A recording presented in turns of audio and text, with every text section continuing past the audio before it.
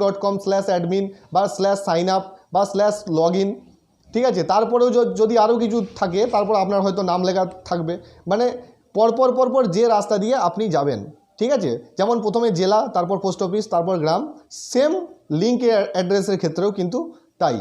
তো এই backlinks, click here যেখানে লেখা থাকছে, কোনো মেসেজ হয়তো আপনাকে পাঠালো, সেই ক্লিক হেয়ারের জায়গায় সেটা যদি কোনো জেনুইন সাইট থেকে আপনার কাছে আসে তাহলে ভালো কথা।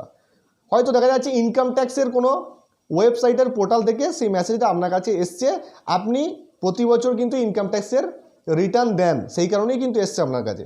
দেখা যাচ্ছে ইনকাম ট্যাক্সের সাথে আপনার কোনো কানেকশনই নেই, আপনি ইনকাম ট্যাক্স দেন না বা দেওয়ার প্রয়োজন হয় না, কিন্তু তা সত্ত্বেও আপনার ফোনে একটা মেসেজ এলো যে ইনকাম ট্যাক্স থেকে আপনার এত টাকা রিফান্ড আপনি পেয়েছেন, সেইটাকে ব্যাংকের অ্যাকাউন্টে ঢোকানোর জন্য এই লিঙ্কে ক্লিক করুন বা ক্লিক হেয়ার। তো এই ক্লিক হেয়ারে যখনই আপনি ক্লিক করবেন তখনই প্রতারকরা যে সমস্ত সিস্টেম ওটার মধ্যে জেনারেট করে রাখবে সেই সিস্টেমটাই কিন্তু আপনার সামনে ভেসে আসবে। যেমন যদি এটা বলে যে আপনার ব্যাঙ্ক অ্যাকাউন্টে টাকা ঢুকবে, তাহলে বেসিক্যালি আপনি এটাই জেনে যাবেন যে হ্যাঁ আমার এখানে ব্যাঙ্ক ডিটেলস আমাকে এখানে শেয়ার করতে হবে, কারণ টাকাটা আমার ব্যাঙ্ক অ্যাকাউন্টে ঢুকবে। তখনই আপনি আপনার ব্যাঙ্ক ডিটেলস বা এটিএম ডিটেলস বা নেট ব্যাঙ্কিং কোনো একটা ডিটেলস ওখানে শেয়ার করলেন।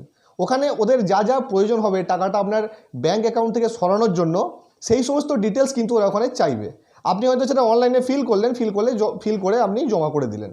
কোনো সময় যে ওটিপি আপনার ফোনে আসতেই হবে এমন কোনো বাধ্যবাধকতা কিন্তু নেই। এই ব্যাকলিঙ্কস ফ্রডের ক্ষেত্রে ওটিপি যে আপনার ফোনে আসবে এরকম কিন্তু কোনো বাধ্যবাধকতা নেই। ওটিপি কিন্তু নাও আসতে পারে, ওটিপি ছাড়াও কিন্তু টাকা সরানো যায় অ্যাকাউন্ট থেকে, ঠিক আছে।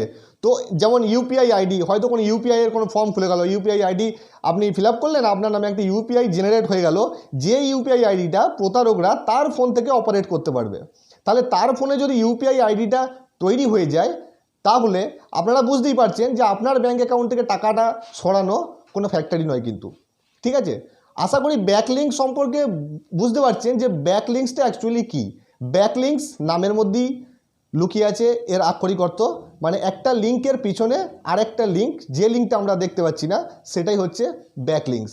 যেমন আমি ব্যাকলিঙ্কস এভাবেও তৈরি করতে পারি, বিটলিতে বা কোনো আদার্স যে সমস্ত ওয়ে আছে সেখানে গিয়ে আমি এটাও তৈরি করতে পারি যে আমি www.facebook.com এরকম একটা লিঙ্ক আপনার সামনে আমি তৈরি করলাম, বা আপনার সামনে মেসেজে শেয়ার করলাম হোয়াটসঅ্যাপ বা ফেসবুক বা মেসেঞ্জারের মাধ্যমে, কিন্তু সেই facebook.com এর পিছনে আমি একটা অন্য লিঙ্ক দিয়ে দিলাম যেটা হয়তো আমার কোনো ওয়েবসাইটের, বা যারা ফ্রড করবে সাইবার ক্রাইম অপরাধীরা তাদের নিজস্ব কোনো পোর্টালে যেখানে আপনার তথ্য চাওয়া হবে। তো আপনি যখনই ক্লিক করবেন সেই facebook.com-এ, আপনি কিন্তু কখনোই সেই ফেসবুকের পেজে কিন্তু আপনাকে নিয়ে যাবে না, আপনাকে তাদের নিজস্ব ওয়েবসাইটে বা পোর্টালে নিয়ে চলে যাবে। তো আশা করি বুঝতে পেরেছেন ব্যাকলিঙ্কস কি। ব্যাকলিঙ্ক সম্পর্কে যদি আরও কিছু জানতে চান তাহলে আমার কমেন্ট বক্সে অবশ্যই কমেন্ট করে জানাবেন, আর ভিডিও আপনাদের কেমন লাগলো অবশ্যই জানাবেন। ভিডিওটা সবার মাঝে শেয়ার করবেন যাতে সবাই সাইবার ক্রাইম সম্পর্কে সচেতন থাকতে পারে। আপনি যদি আমার চ্যানেলে নতুন বা প্রথম হয়ে থাকেন তাহলে চ্যানেলটি সাবস্ক্রাইব করে দেবেন। আবার দেখা হবে নতুন কোনো ভিডিওতে নতুন কোনো টপিকস নিয়ে। ততক্ষণ জয় হিন্দ।